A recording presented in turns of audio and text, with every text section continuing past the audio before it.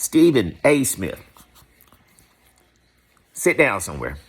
You are very uneducated, and I know that you want to run for office now because that's what you've really been doing. You were on ESPN earlier when the news broke about the sports betting scandal, and you automatically tied that in to Trump. But what you fail to realize is that this investigation that's been going on for a few years, Trump has been out of office. He hasn't even been in office now for a year. So this investigation was already going on before that. You're trying to tie it in and say, oh, he has something to do with that.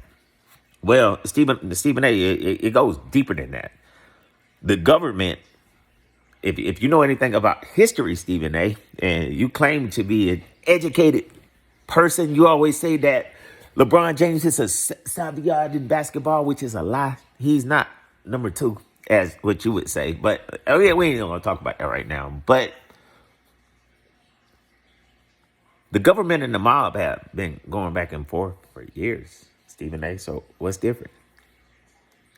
You're trying to paint this picture as these are really no names and they are making these announcements just because of this. Is 30 other people listed.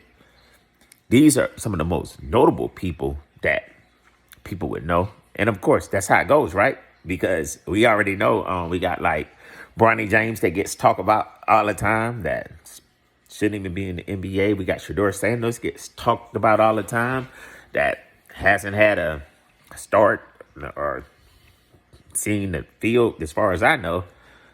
We got Archie Manning. We know how that goes. And this is what's wrong with people in the media. Y'all like to play it one way and then try to spin it the other way, but let's just play it across the board. They are putting those names out there because those are names that people will recognize.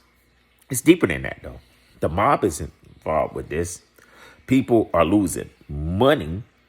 And then, Stephen A., they have where even with the rigged poker games, those people coming after them, wanting the money and threatening people and stuff. And the game was already rigged.